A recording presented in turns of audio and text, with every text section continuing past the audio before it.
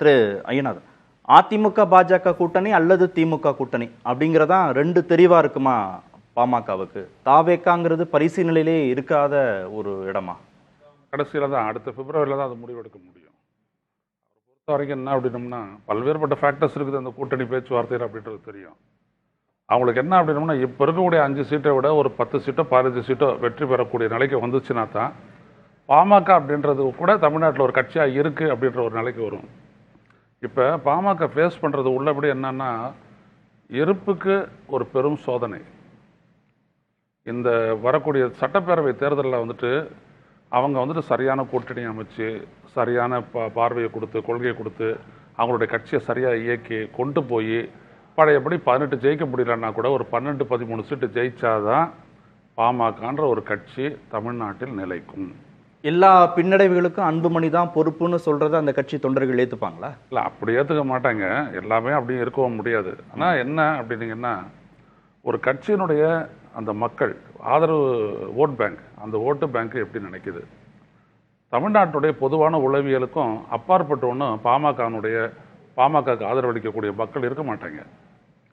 அப்படிலாம் இருந்துச்சு அப்படின்னோம்னா, இதே இந்த வன்னியர் பெல்ட்னு சொல்லக்கூடிய சோகால்டு வன்னியர் பெல்ட்டில் வந்துட்டு பாஜக பெரிய ஒரு கெயினை அது ஏற்படுத்தியிருக்கலாம். அதெல்லாம் நடக்காது. ஸோ இதெல்லாம் வந்துட்டு பார்த்தீங்கன்னா, அரசியலை பொறுத்த வரைக்கும் நான் ஒரு பொலிட்டிக்கல் சைக்காலஜி உளவியல்னே சொல்லுவேன் நான். அதுதான் அந்த 40க்கு 0ன்ற முடிவுக்கெல்லாம் கொண்டு வருது.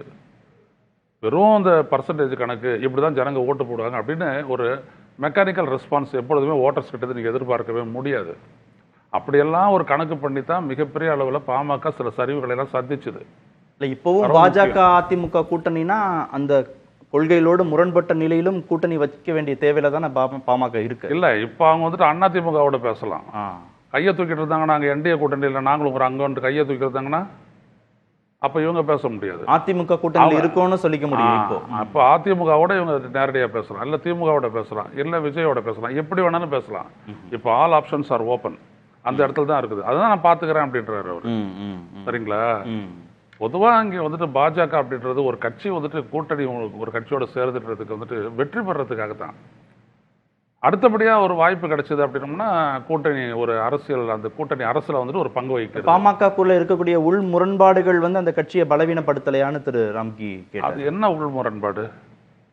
இவரை நியமிச்சவர் யாரு? ராமதாஸ் தான் நியமிச்சாரு. இவர் என்ன பண்ணார்? எல்லா இடத்துலையும் வந்துட்டு அவர் என்ன சொன்னார்? ஒரு கூட்டம், ஒரு பொதுக்குழு கூட்டம் போட்டு நம்முடைய ஒரே எய்ம் அன்புமணியை வந்துட்டு முதலமைச்சர் ஆக்கிறது தான் அப்படின்ட்டு ஒரு ஜஸ்ட் ஒரு 1.5 வருஷத்துக்கு முன்னாடி கூட நடந்த ஒரு இதில் வந்துட்டு நம்மளாம் பார்த்தோம், லைவ் டெலிகாஸ்ட்டில் பார்த்தேன் நான். இதெல்லாம் அப்படி சொல்லிட்டு இருந்தவர் ஏன் இந்த மாதிரி மாறினார்? அதுதான் இங்கே வந்துட்டு முக்கியமானது. இது கட்சிக்குள்ளே இருக்கக்கூடிய இதெல்லாம் கிடையாது.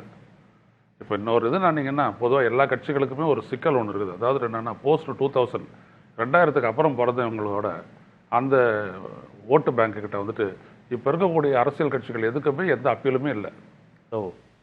தொடவே இல்லை. அது திமுகவுக்கும் அந்த பிரச்சனை இருக்குது, அதிமுகவும் இருக்குது, பாஜகவும். யார் பக்கம் போகிறாங்க அவங்களாம்? ஆமாம், அவங்கெல்லாம் வந்துட்டு பார்த்தீங்கன்னா இப்போ இந்த இடத்துல வந்துட்டு நிற்கிற ஒரே ஆளு விஜய் தான். ஆமாம், ஒரு ரசிகர் கூட்டம் அப்படின்றதுனால அவங்க வந்துட்டு அப்படி இருக்கிறாங்க. மற்ற யாரும் அந்த இடத்துல வந்துட்டு அணுக முடியலை அந்த இதை.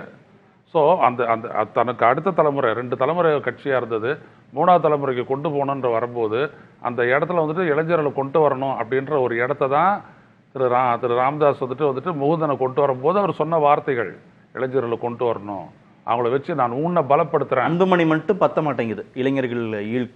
ஆமாம், இல்லை, அவர் ஒரு ஆளை நினப்பில் வச்சிருக்கலாம் சொன்ன மாதிரி. சரி, அது வந்துட்டு இன்னொரு வாரிசு. இவர் வேற மாதிரி ஒரு கொண்டு வந்தார்.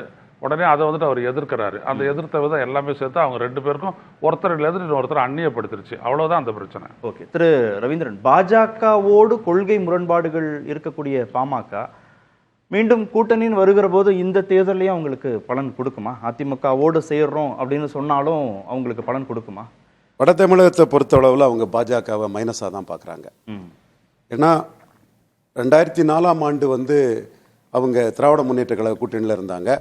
அண்ணன் ரஜினிகாந்த் அவர்கள் கூட அவங்க 6 தொகுதிக்கு எதிராக பிரச்சாரம் பண்ணாப்புல. ஆனால் அவங்க அரசியல் சக்தியில் அவர்கள் ஜெயலலிதா, ரஜினிகாந்த், பாஜக 3 பேரும் சேர்ந்து நிறுத்தின வேட்பாளரை சிதம்பரத்தில் டெபாசிட் இழக்க வச்சாங்க. ஆனால் இன்னைக்கு அவங்க எடப்பாடி பழனிசாமி கிட்ட டெபாசிட் இழந்திருக்காங்க. ஜெயித்தது திருமாவளவன் தான், திமுக அணி தான். பட் அவங்க தோத்தது எடப்பாடி பழனிசாமி கிட்ட தோத்திருக்கிறாங்க. எடப்பாடி பழனிசாமி 10.5 கொடுத்து பிற ஜாதிகளின் வெறுப்பை வாங்கிக்கிட்டு வன்னியர்களின் ஆதரவையும் எடுத்துட்டாரு. ஜெயலலிதாவால் செய்ய முடியாததை எடப்பாடி பழனிசாமி, சி.வி. சண்முகம், கே.பி. முனுசாமி, அன்பழகன், வீரமணி இவங்க ராமதாஸுக்கு செய்திருக்கிறாங்க. காரணம் 2024 ரிசல்ட்ல வன்னியர்கள் தமிழகம் திமுக அண்ணா திமுக பழைய பஞ்சாங்கம் பாடாசு எல்லாம் பெருசா போயிட்டு கலைஞர் மறைவுக்கு பிறகும் புரட்சி தலைவர் மறைவுக்கு பிறகும் பல ஜாதிய கூறுகள் வந்துட்டு எல்லாத்தையும் நம்ம பேச முடியல. மதத்தை பற்றி மட்டும் நம்ம பேசிட்டு இருக்கிறோம். இல்ல இன்னும் இருதுருவமா இல்லையா? இங்க இருதுருவமா இல்ல. அதிமுக திமுக இல்ல. இல்ல. இது 10.5 வச்சுதான் சேலத்திலையும் சிதம்பரத்திலையும் 38% வந்த அண்ணா திமுக, திருநெல்வேலியில 8%, ராமநாதபுரத்தில் 9%, தேனியில 13%, நார்வேல 4%, நார்கோயில்ல சீமானுக்கு கீழே 4வது இடம். இங்க இளைஞர்கள் எல்லாம் எடப்பாடி கூட நின்றுட்டாங்கன்னு நினைக்க அவர் கருத்துப்படி.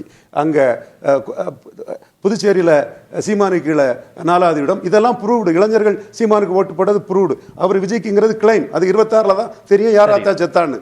இந்த இடத்துக்குள்ள பல ஜாதிய மத முரண்பாடுகள் உள்ள இருக்குது. அதுல முறை ஜெயலலிதாவாலேயே பாதிக்கப்படாத வன்னியர் ஓட்டை எடப்பாடி பழனிசாமி 10.5 ராமதாஸ்கிட்ட இருந்து பாதிக்க செய்தது தான் சேலத்தில் டெபாசிட் இழந்தது, விழுப்புரத்தில் டெபாசிட் இழந்தது. ஜெயலலிதா, ரஜினிகாந்த் பாஜகவாலே முடியாததை இவர் எடப்பாடி கிட்ட டெபாசிட் இழந்தது சிதம்பரத்தில் நடந்திருக்கு. இதுல ராமதாஸுக்கு பெரிய பிளஸ் என்னன்னா வில் பவரோட விக்கிரவாண்டிக்குள்ள நின்று 2வது இடத்துக்கு வந்துட்டாரு. என்டிஏ வந்துட்டு இதே என்டிஏ ஈரோடு கிழக்குல நிக்க முடியாம போயிட்டு, தமாகவால நிக்க முடியாம போயிட்டு, பாஜகவாலும் உள்கட்சி முரணால அண்ணாமலைக்கு பேர் வரலன்னு நிக்க முடியாம போயிட்டு. சோ இந்த இடம் மட்டும்தான் எடப்பாடி நிக்க முடியாம போனதுல வட தமிழகத்துல ஒரு போலரைசேஷன் வந்ததுன்னா 2வது இடத்தை பாமக முடிவு பண்ணிருங்கிறது. விக்கிரவாண்டி மட்டும் அவங்களுக்கு ஒரு ரே ஆஃப் ஹோப், நம்பிக்கை வழியா இருக்கு. அதுக்காக தானே பாமக வேணும்னு நினைக்கிறாங்க அந்த கட்சி. கண்டிப்பா அந்த போலரைசேஷன் அந்த போலரைசேஷன் பயந்து தான் விஜய களத்துக்குள்ள வரல. சீமான் அந்த போலரைசேஷன்ல சிக்குவாரு நான் சொன்னேன்.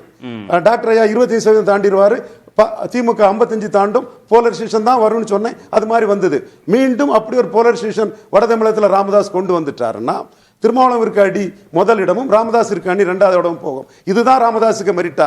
விக்கிரவாண்டிங்கிற இடைத்தேர்தலுக்கும் பொது தேர்தலுக்கும் சம்பந்தம் இல்லைன்னாலும் அதுதான் இன்னைக்கு ராமதாஸுக்கு மெரிட்டா இருக்குது.